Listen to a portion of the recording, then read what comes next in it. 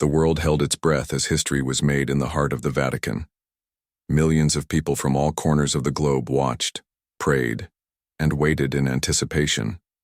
The excitement was overwhelming as the College of Cardinals gathered inside the Sistine Chapel, preparing to make a decision that would shape the future of the Catholic Church. Every moment was filled with tension, every second heavy with significance. For days, the cardinals engaged in deep discussions, seeking divine guidance to choose a leader who could carry the Church forward. The faithful stood in St. Peter's Square, their eyes fixed on the chimney that would deliver the long-awaited sign. When the black smoke appeared, signaling that no decision had been made yet, there was disappointment, but also hope.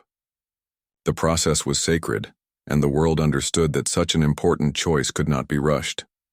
Then at last it happened. A puff of white smoke rose into the evening sky, sending waves of joy through the crowd. The bells of St. Peter's Basilica rang out, echoing across the city. A new pope had been chosen. The moment was electric, the wait was over. But who was it? Who would lead the world's 1.3 billion Catholics into the future? As the world held its breath, the senior cardinal deacon stepped onto the balcony and spoke the words that would be remembered forever.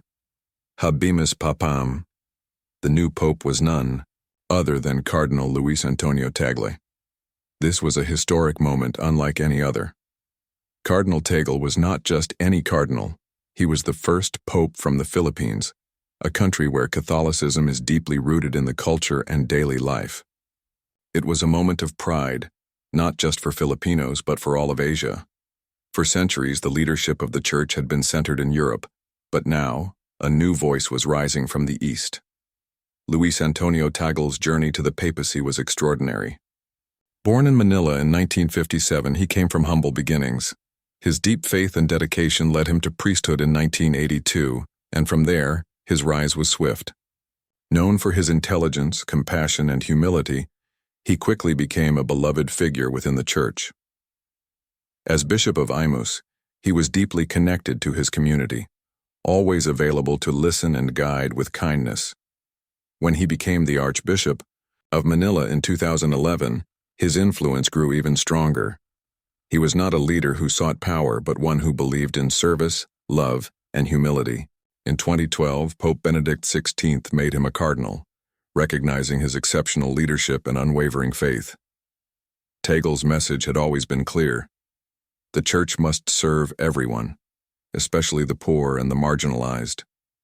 His vision aligned closely with Pope Francis' mission of a more inclusive and compassionate Church.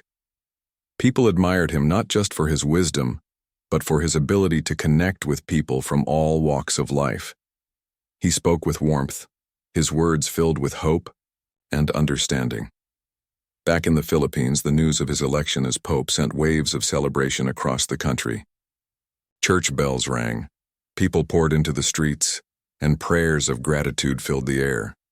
From Manila's bustling city streets to the smallest villages, Filipinos rejoiced, overwhelmed with pride and joy. It was a moment that united the nation in faith and hope. But this was bigger than just the Philippines.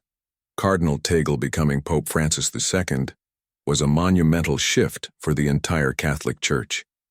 It signaled a recognition of the growing influence of the Church in Asia, Africa, and Latin America.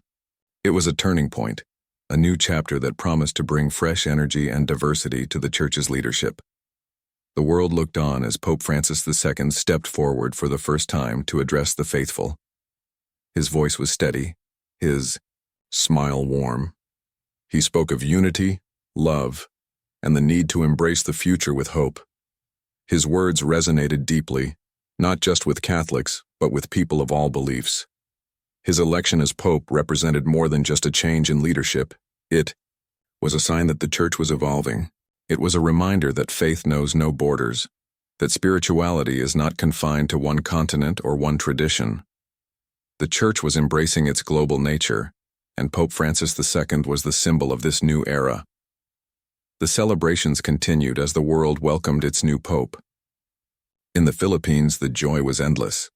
Pope Francis II's image was everywhere, from churches to homes to the sides of jeepneys.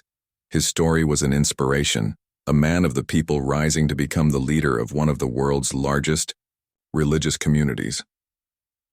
As Pope Francis II embarked on his new journey, the world watched with hope. What changes would he bring? How would he guide the Church through the challenges of the modern world? Only time would tell. But one thing was certain. History had been made. The Catholic Church had entered a new era, one led by a humble, compassionate, and visionary leader from the Philippines. The world would never forget this moment.